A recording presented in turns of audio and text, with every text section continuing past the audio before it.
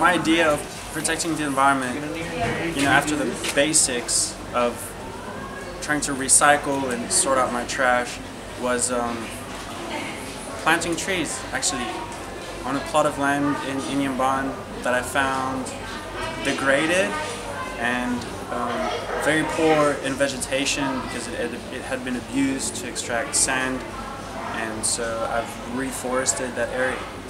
There was a whole surface area that I could use up, and I came by this methodology or reasoning that stipulates that trees planted in a dense manner would bring so much more benefits than just having a tree here and there in a yard. I planted 18 months ago just about knee-high saplings, 1,000 of them, and today I have plants that are reaching 4 to 5 meters height, and the width of the forest, the thickness of the forest is already so great that you can't see through it anymore. It's just green everywhere, and even after 18 months it's already pretty good, because it's already impressive because the trees start to take shape and we can differentiate all the trees now. The color and the shapes of the leaves and the flowers that start to pop here and there.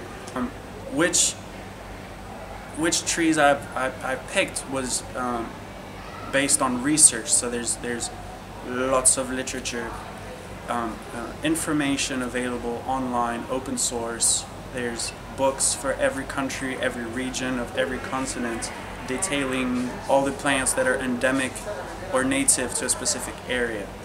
So it's very easy, and you've even got maps that are laid out and shows you in that specific area you can find naturally this and that plant. So the first off was like shortlisting all the plants that were naturally thriving in Inhambane, on the coastal side of Inhambane.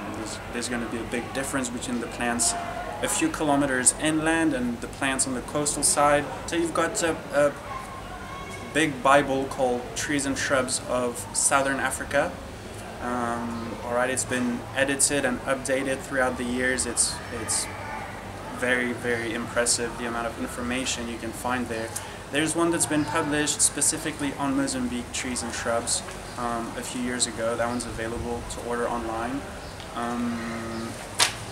And on websites, there's hundreds of websites. There's even seed banks in Europe and in the United States selling seeds of African plants that are very hard to find here locally.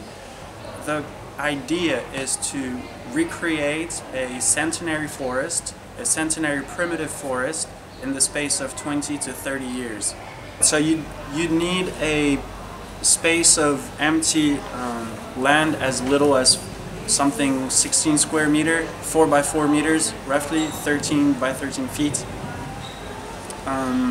If you wanted to do a dense plantation, and then you'd have just under 50 plants, all in a very tight spot, but it's very beneficial, the fact that they're close together. And you could pick your plants based on the ones that have been researched to be naturally thriving in your specific location.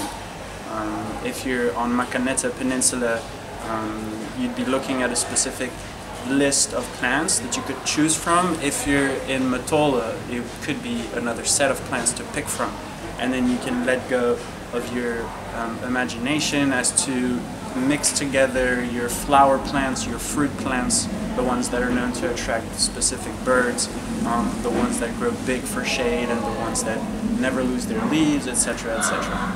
There's a reason why plants are native to a certain area. They will protect that area better than their cousins from South America or somewhere else. They've grown and developed here in this environment. They're the best plants to thrive here and to also accommodate the existing life here. All the birds and the types of animal species of insects and whatnot that we have here.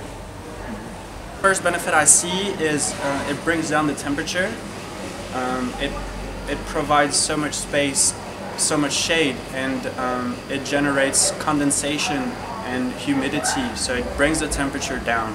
That's the first benefit I can see in the world we live in today, with constantly rising temperatures everywhere.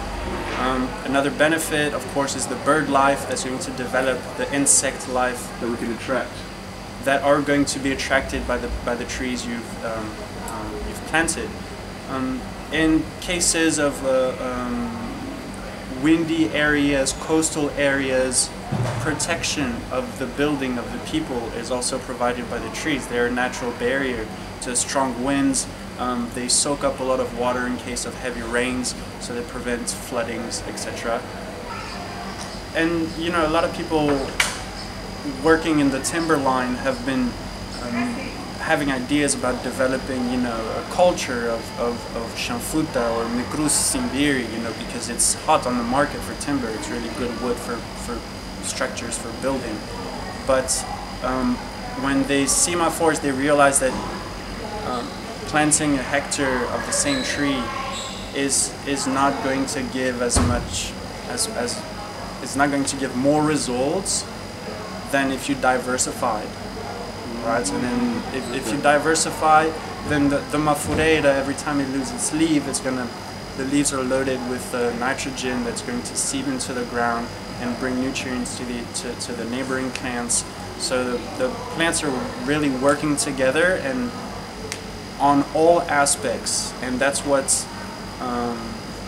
people are surprised. And I reckon if you want your kindergartners of today or your first graders of today, when they come into high school, the trees they've planted a few years back are already 5 times their size and bringing shade and bringing fruits, etc.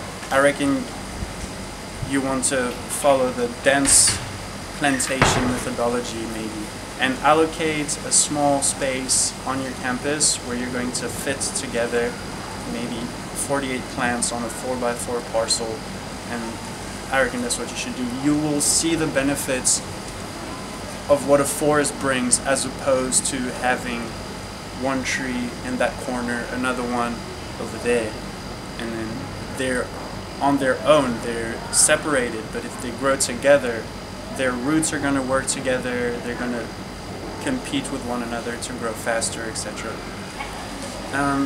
And I also want to add that this was, for me, broken down into very logical steps, very guided steps by this Japanese botanist called Akira Miyawaki, who passed away last year, but until his passing he was very active in the reforestation of not only Japan but Europe and tens of countries where he acted to reforest certain areas. And he developed this methodology and this reasoning, this understanding through observation that plants are going to thrive so much more if they work together, if they're thrown together in the same condensed space.